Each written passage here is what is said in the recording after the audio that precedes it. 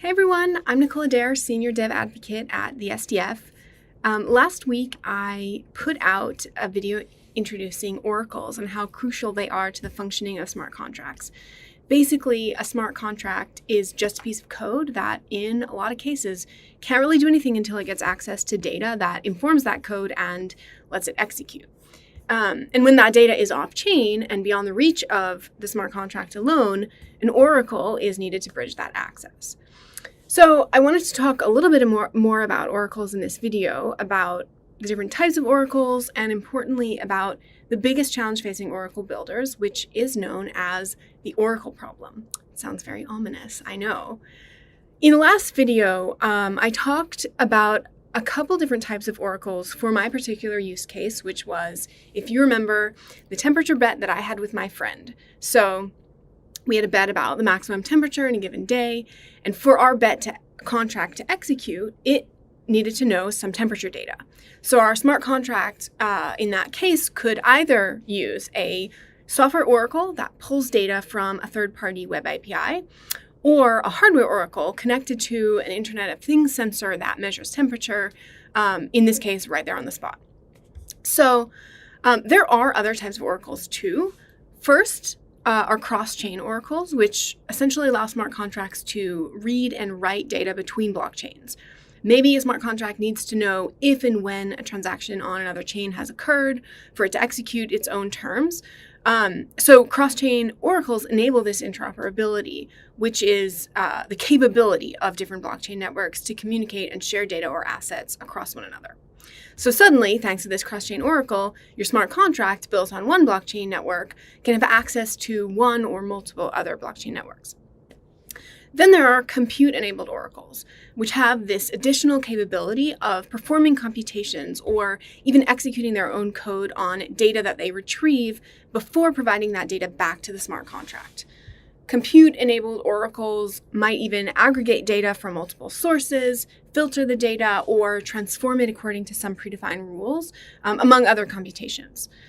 So, to give you another example, maybe my friend and I make a new bet that takes into consideration the past year's worth of temperature data in New York City.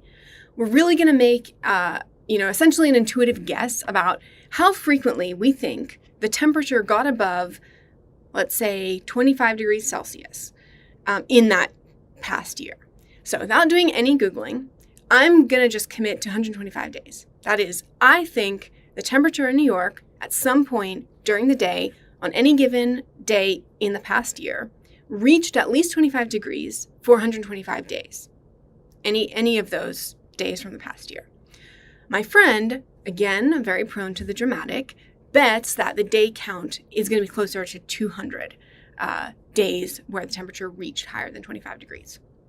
So we write all of these terms into a smart contract, again with the reward of $10. And then we're going to use a compute-enabled software oracle to access the Weather Channel's web API, which let's just presume has all of this data that I'm presuming it does in this example. And for good measure, we will also use a compute-enabled hardware oracle to access the IoT sensors that we've got installed outside our house. So we're just double-checking, want to make sure. Since the data requests are going to return 365 days worth of temperature data, we really need our compute-enabled oracle, or the two that we're using, to sort through that information ahead of time. It's not going to be the same as a previous example where we're just plugging in the maximum temperature value into our smart contract and seeing who was right. Really, I could have been right, my friend could have been right, or neither of us could have been right. And we would know that just from that one temperature value that we got from our oracle. In this case, we now need to know the total number of days above a certain temperature across all of those days, and that's a lot of data.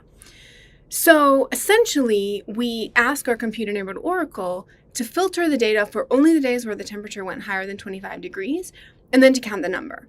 And we'll ask it to return whatever that value is into our smart contract, which will then, in turn, have the value it needs to determine who has won this bet, if either of us. So those are the types of oracles, but oracles may also come with different levels of decentralization. Centralized oracles are controlled by a single entity.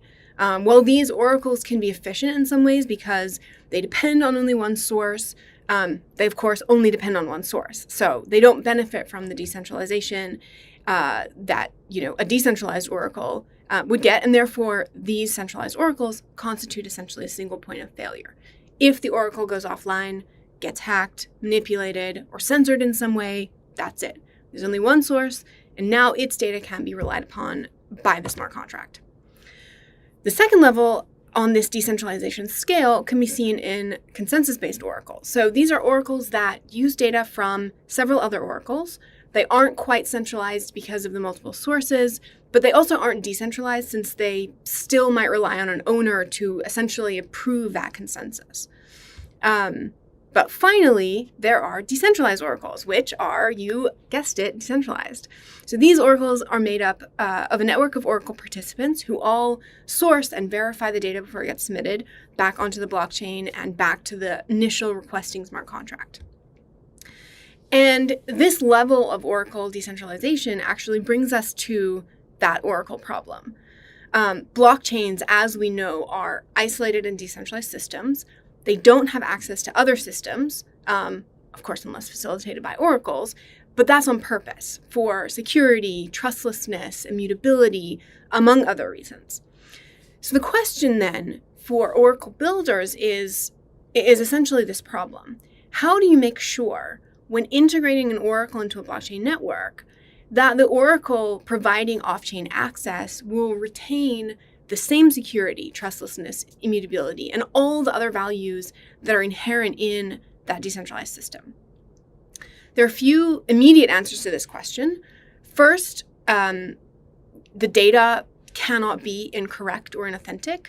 It can't be wrong, and it has to come from a correct source. Second, the data must be intact, unaltered, and provided by the oracle without delays or interruptions. You can imagine the problem if I won the bet with my friend based on data that wasn't reliable. She would definitely want her money back and may no longer even trust the system, which entirely defeats the purpose of smart contracts on a blockchain. To that point, the data must also be trustless. It shouldn't rely on one centralized source that can be corrupted or hacked and therefore inherently can't be trusted. Okay, so how do we solve this problem? The leading oracles, first and foremost, do a good job of modeling their oracle mechanisms off of the blockchain itself. The oracle uses a decentralized collection of independent nodes that make up its network. These nodes are essentially the sourcers that respond to requests from the oracle for specific types of data. So when a smart contract requests data from the oracle, say the last year's worth of temperature data, the oracle network sends out a request to its nodes, who all then submit bids to be chosen to fulfill the request. And they're not just randomly selected, and this is very important. The oracle will closely examine any given competing node's track record, performance history, response time, overall reputation, and disqualify nodes that aren't reliable or reputable. The nodes that are then chosen will go off and do the work, collecting and submitting the data back to the network. And then the oracle will aggregate all of that data from all of the nodes for accuracy. It'll reconcile data, sometimes from multiple sources. And once that aggregation has been completed, all of the oracle nodes will sign off on the data, and it'll get submitted back to the original requesting smart contract. So there are a lot of mechanisms in place to make sure that the reputation of the sourcers and also the quality of the data is really high for any requesting smart contract data request that the oracle gets. Of course, there are still risks, as there always are.